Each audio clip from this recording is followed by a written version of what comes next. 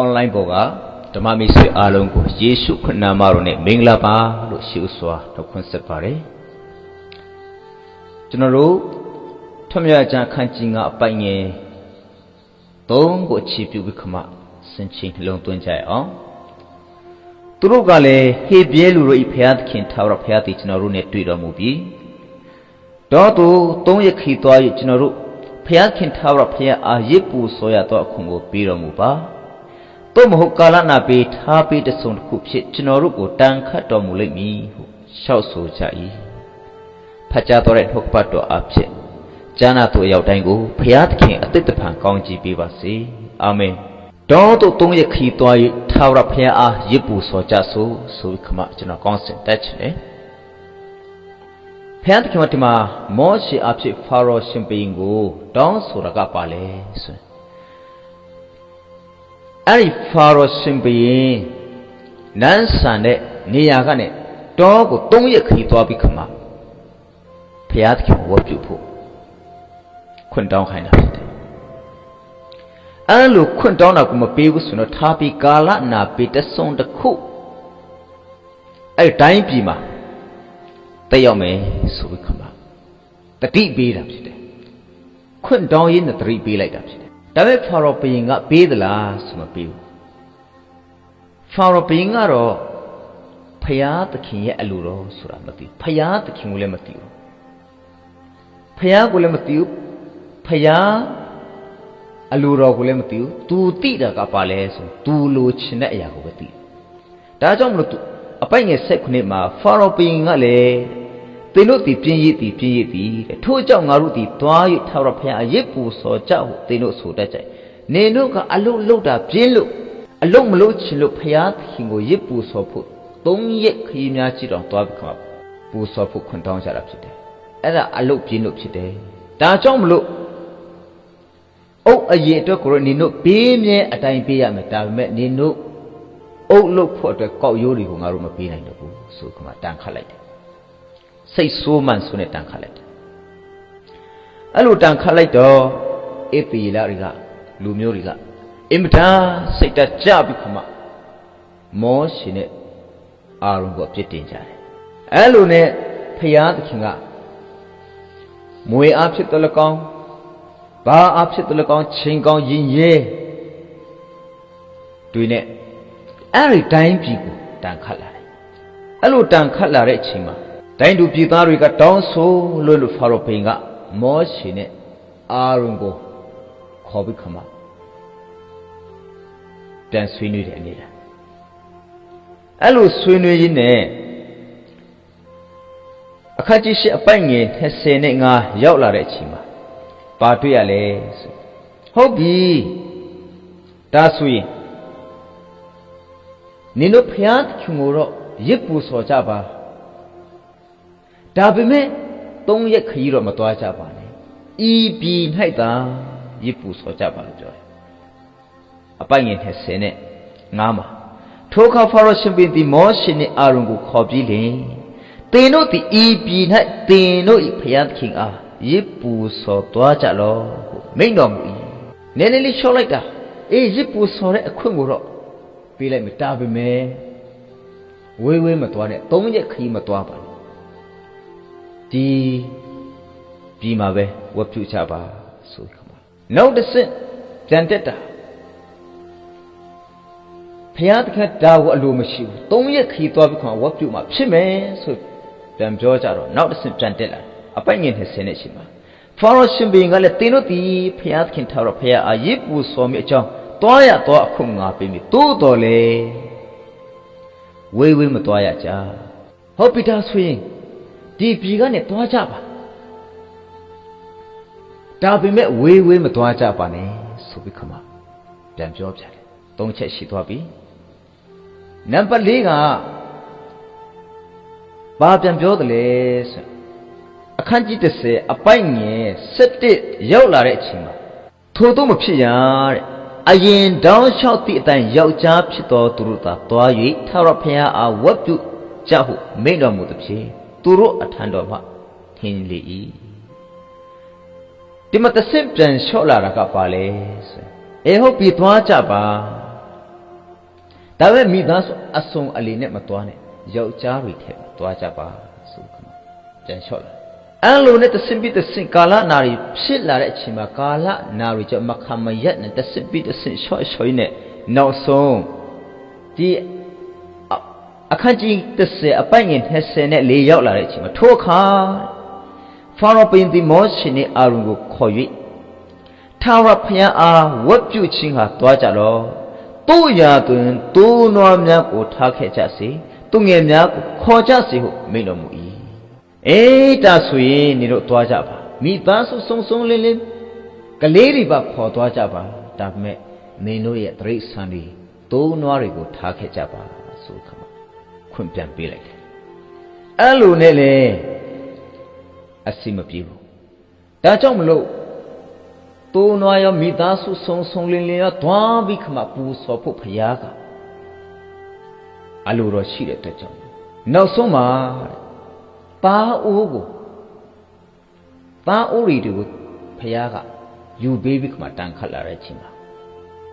အေးတီလလူမျိုးတွေကမခံမရက်နိုင်ဖြစ်ပြီးခမ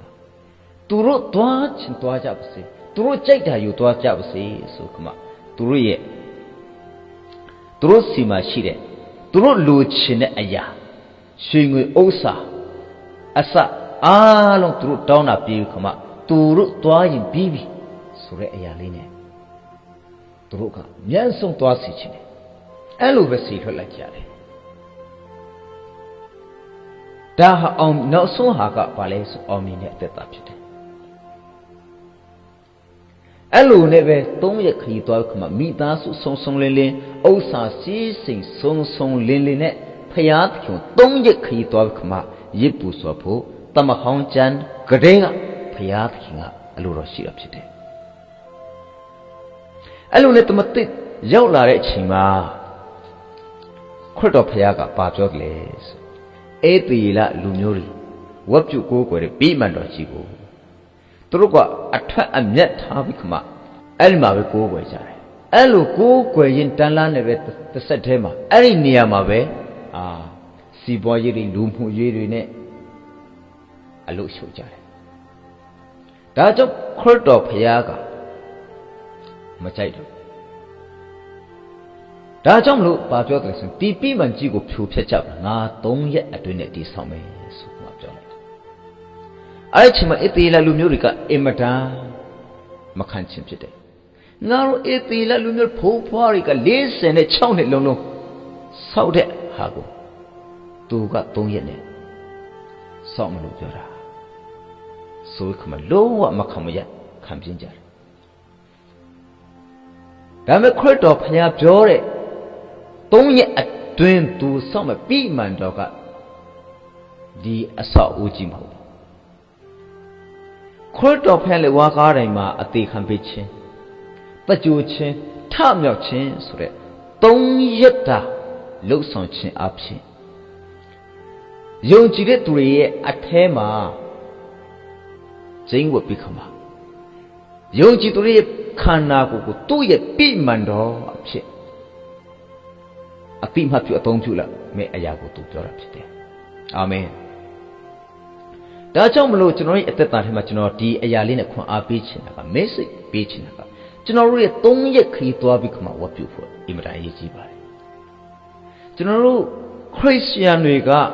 တချို့ငါခရစ်တော်နဲ့အတူခရစ်တော်နဲ့အတူတကြိုချင်းကိုခံပြီးငါနှစ်ချင်းခံပြီးဆိုတဲ့အရာလေးနဲ့တင်းတင်းရောင်ရတတ်ကြတယ်ခရစ်တော်ဖခင်ကတည်ရက်တဲ့အတူသေးချင်းတကြိုချင်းကလေးနဲ့ခရစ်တော်ဖခင်ကိုနောက်လိုက်ဖို့အဲ့ဒီရက်တာလေးနဲ့ခရစ်တော်ဖခင်ကိုဝတ်ပြုကိုးကွယ်ဖို့ရစ်ပူဆိုဖို့သူအလိုမရှိခရစ်တော်ဖခင်အလိုရှိတဲ့ရစ်ပူဆိုခြင်းက3ရက်ခရီးသွားပြီးခမှပူဆိုဖို့ဖြစ်တယ်အဲ့ဒါကပါလဲဆိုလေဝါကားတိုင်းမှာအတူသေးချင်းဖြစ်တယ်တရက်အတူတကြိုချင်းဖြစ်တယ်ထရက်အတူထမြောက်ချင်းဖြစ်တယ်3ရက်အဲ့လိုထမြောက်ချင်းပါတဲ့အသက်တာအားဖြင့်ရစ်ပူဆိုဖို့ဖခင်ကလူတော်ရှိတာဖြစ်တယ်အာမင်ဒါကြောင့်မလို့ကျွန်တော်ရဲ့အသက်တာထဲမှာထမြောက်ခြင်းအသက်တာမရှိဘူးဆိုရင်ဘာမှခရစ်ယာန်အသက်တာမှာ ထိရောက်ဖို့မရှိခရစ်တော်ဖျားကိုယ်တိုင်ကလည်းလက်ဝါးကားတိုင်မှာပဲသိတယ်ပြီးတော့တကြိုချင်းနဲ့ပဲအဆုံးသတ်ပြီးမှထမြောက်ခြင်းမရှိဘူးဆိုရင်ခရစ်တော်ဖျားကိုယ်တော်ကိုယ်ကိုယ်ဆရာမလို့ယုံကြည်စည်းကပ်ဆရာလည်းမလို့ဒါပေမဲ့ခရစ်တော်ဟာသေခြင်းကိုအောင်မြင်ပြီးထမြောက်ပြီးမှဖျားစင်စစ်ဖြစ်ကြောင်းကိုသူကသက်သေထူတယ်အတွက်ကြောင့်မလို့ကျွန်တော်တို့ကယုံကြည်ခြင်းအဖြစ်ကိုယ်ကိုယ်လည်းဖြစ်တယ်ဒါကြောင့်မလို့ကျွန်တော်တို့ရဲ့အသက်တာထဲမှာလဲခရစ်တော်အသက်ရှင်နေဆိုတာအတူသေးချင်းတကြိုချင်းနဲ့မလုံးတော့အတူထမြောက်ခြင်းဆိုတဲ့၃ရက်အင်မတန်အရေးကြီးပါတယ်အင်မတန်လိုအပ်ပါတယ်ဒါကြောင့်မလို့ရှင်ဘောလုကတော့ဂလာတိ2:20မှာပါပြောတယ်ဆိုငါခရစ်တော်နဲ့အတူသေးပြီဒါပေမဲ့ငါအသက်ရှင်သေးတယ်အဲ့လိုငါအသက်ရှင်တယ်လို့ပြောတာကငါကိုယ်တိုင်မရှိဘူးငါအထက်မှာခရစ်တော်ကအသက်ရှင်နေဘုရားသခင်နာမတော်ပုံကြည်ပါစေခရစ်တော်ဘုရားက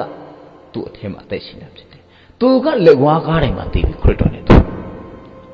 တကြိုချင်းကိုခရစ်တော်နဲ့သူခံပြီ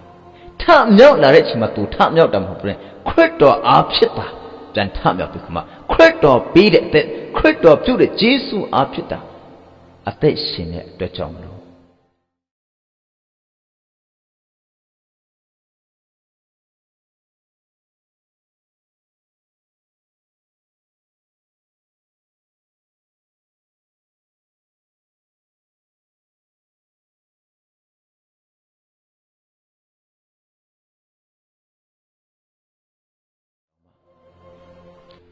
တချို့ကတရက်ကလေးသွားတယ်တရက်ဆိုတာကဖာရောရှင်ပင်ပြောသူဤပြီဟဲ့တာစာတိအဖြစ်ကိုကိုယ်တယ်စာတိဆန်းဆန်းပဲဝေးဝေးမသွားနဲ့ဆိုသလိုပဲကျွန်တော်ရဲ့အသက်တာကဘယ်မှအခြေမထားနိုင်ငါခရစ်တော်ကိုယုံကြည်ပြီးငါကယ်တင်ခြင်းရပြီဒီလောက်နဲ့ဒီအတိလေးနဲ့ပဲအဆုံးသတ်နေကြတယ်တချို့ကကျတော့ဝတ်ပြုကိုးကွယ်ဖို့ခွင့်ရကြတယ်သွားကြတယ်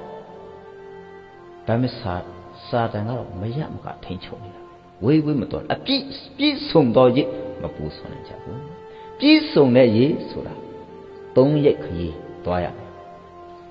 မိသားစုစုံစုံလင်းလင်းသွားရမယ်ဥစ္စာစီးစိမ်စုံစုံလင်းလင်းနဲ့သွားရမယ်ဒါခါ